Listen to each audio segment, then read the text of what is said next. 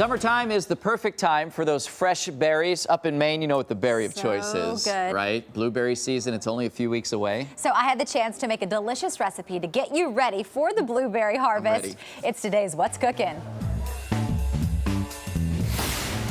Wild blueberries are the official state berry of Maine, and this month's Yankee Magazine highlights several must-try recipes. They're very simple, they're completely accessible to any home cook, and they're delicious. Blueberry cobbler is a summer favorite.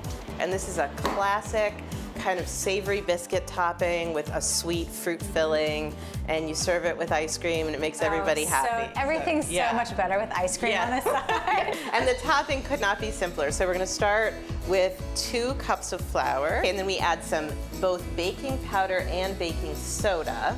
They give you a better rise. Then add salt and whisk the dry ingredients together. Next, add butter and mix. I like to use a pastry cutter. Okay. So you want to work it in so that the butter breaks down. For ultimate flakiness, you can actually take it between your fingers like this, as if you're kind of making the sign for money. Pour in some buttermilk and combine it all. That's our topping. Now for the blueberries. So we'll pour in our sugar, and then we'll add a little flour to thicken the sauce. Okay, so it's right not on the blueberries. Yep. Add cinnamon, lemon zest, and juice, and then stir. It doesn't have to be perfect because as it cooks, it'll all bubble and mingle. Okay.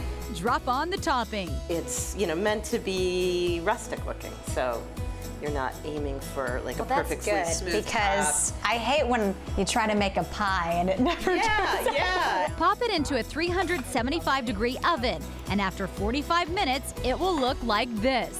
Let it cool slightly before diving in. And if you'd like to scoop a little ice cream on there. Of course. I love doing summer desserts. Me too, and I like eating them. Yeah. So good. This is to die for. This was ridiculously amazing. One of the best cobblers I've ever had. Make it for the 4th of July. You're from the South, where yeah, so cobbler it's is a king. lot by saying this is one of the best cobblers. For you to say that, it means a lot. good. I mean, wish you would delicious. have brought us some, but. Sorry, we ate it all. Up next here on 7 News, stay with us. They had to be rescued from their homes because of wildfires. Now 3 endangered orangutans are back in their original habitat.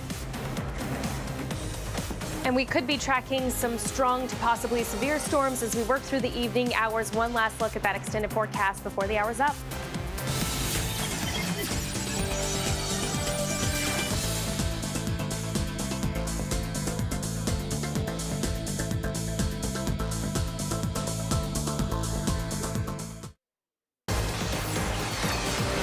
Three orangutans are back home in the Indonesian forest. They were rescued last year when a forest fire started there. That fire destroyed their original habitat.